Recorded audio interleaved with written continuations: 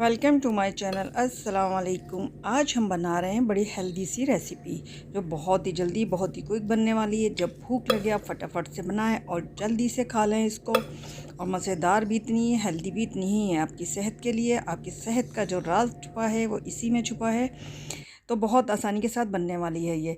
तो हमने ले लिए हैं आड़ू, पीच लिए हैं हमने, केले लिए हैं, दोनों तरह के ग्रेप्स हैं हमारे पास, सलाद के पत्ते, सेब, जो जो भी फ्रूट्स अवेलेबल है और या जो आपको पसंद है वो आप ले सकते हैं। तो इन सब की हम कर लेते हैं कटिंग। आप अपनी पसंद के हिसाब से कटिंग कर लें, बड़ी छोटी किसी भी तरह की कर सकते हैं आप, ज़रूरी नहीं जो मैं कर रही हूँ वो वैसे ही आप करें।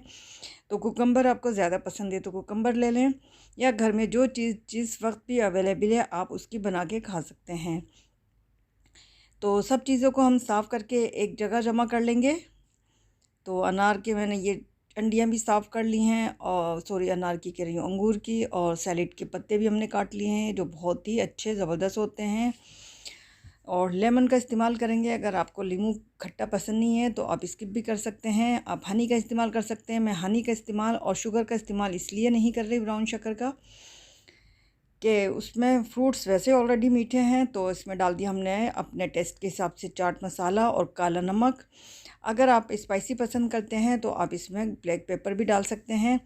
तो अच्छी सी मिक्सिंग करने के बाद हमने कर लिया इसको डिश आउट। बहुत ही मज़ेदार, बहुत ही हेल्दी, जो डाइट पर होते हैं उनके लिए बेहतरीन है। लंच के लिए आप इसमें चाहें तो प्याज का इस्तेमाल भी कर सकते हैं, और टमाटर का भी, किसी भी चीज़ का, जो भी चीज़ आपके पास है। तो बहुत ही हेल्दी रेसिपी है। हेल्दी रहने के लिए आपको हेल्दी चीज़ें खानी होंगी।